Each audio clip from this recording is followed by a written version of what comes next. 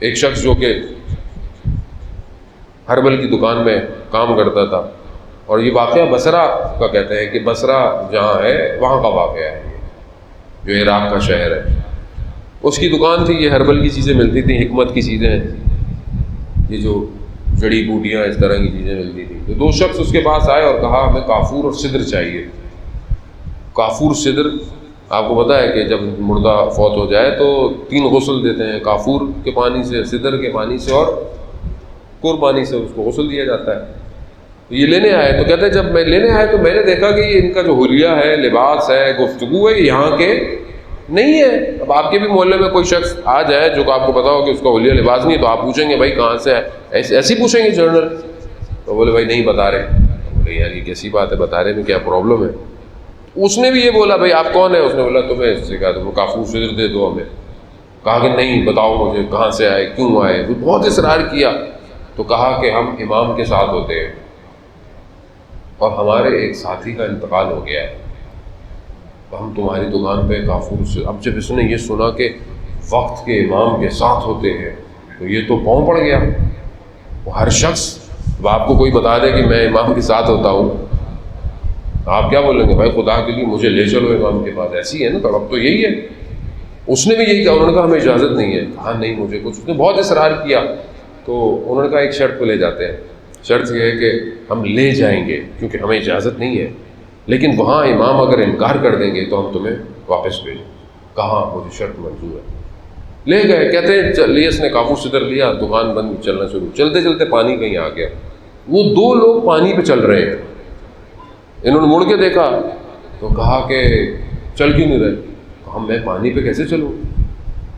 کہا کہ بسم اللہ پڑھو اور اللہ کو آخری حجت کا واسطہ دو.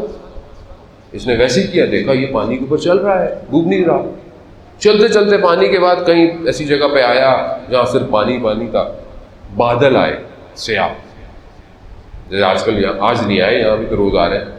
تو آئے اور بارش شروع ہو گئی. بارش شروع ہوئی تو اس کے کپڑے جو ہے نا وہ بھیگ گئے، گیلے ہو گئے. اسے اچانک سے یاد آیا کہ کیونکہ یہ ہربل کی دکان تھی اس کی، تو اسے یاد آیا اس نے صابن جو ہے نا سکھانے کے لیے چھت پہ رکھے ہوئے تھے. تو اس کو ذہن میں آیا صابن میرے گیلے ہو گئے ہوں گے. یہ ذہن میں آنا تھا، یہ پانی میں ڈوب گیا. اب یہ ہاتھ پاؤں مارے. انہوں نے مڑ کے دیکھا. انہوں نے کیا ہو گیا؟ انہوں نے کہا ان کو ظاہر ہے وہ بھی امام کے ساتھ تھے، ظاہر ہے ان کو بھی پتا. انہوں نے تمہارا دھیان کہاں ہے؟ تم جا کہاں رہے ہو؟ تمہاری سوچیں کہاں ہیں؟ کہا پھر دوبارہ بسم اللہ پڑھو، یہ کرو، دوبارہ چل رہا. اب یہ کہتے ہیں لے گئے. کہتے ہیں کنارے پر ایک خیمہ لگا ہوا ہے، وہاں سے نور آ رہا ہے. اب یہ چلے گئے.